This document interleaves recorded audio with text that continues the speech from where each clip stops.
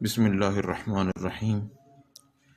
سامعین محترم، آج کی اس ویڈیو میں ہم صلح میں پہل کرنے کی فضیلت کے بارے میں رحمت عالم صلی اللہ تعالیٰ علیہ وآلہ وسلم کا ایک فرمان آپ کو سنائیں گے، جس سے آپ کو اندازہ ہوگا کہ کتنی بڑی فضیلت ہے۔ اگر دو مسلمان بھائیوں کے درمیان کوئی رنجش ہے تو ان میں جو صلح میں پہل کرتا ہے تو اللہ اس کو کیا اجر عطا فرماتا ہے۔ حضرت ہشام بن عامر انصاری رضی اللہ تعالی عنہ سے مروی ہے، وہ فرماتے ہیں کہ میں رسول اللہ صلی اللہ تعالی علیہ وآلہ وسلم کو یہ فرماتے ہوئے سنا ہے کہ کسی مسلمان کے لیے حلال نہیں ہے کہ وہ دوسرے مسلمان سے 3 دن سے زیادہ قطع تعلقی کرے۔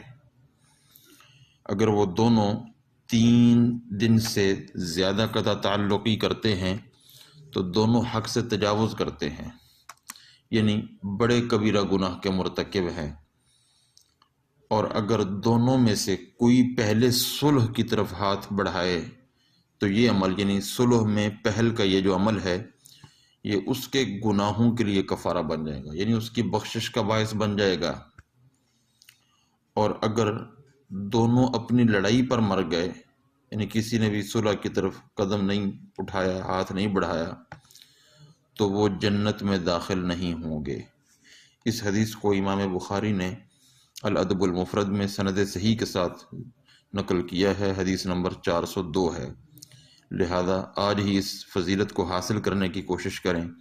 اگر کسی مسلمان بھائی سے کوئی رنجش ہے تو صلح میں پہل کر کے یہ فضیلت حاصل کر لیں، وگرنہ وہ وعید بھی بڑی سخت ہے جو حضور نے بیان فرمائی ہے، جو آپ نے ابھی حدیث میں سنی ہے۔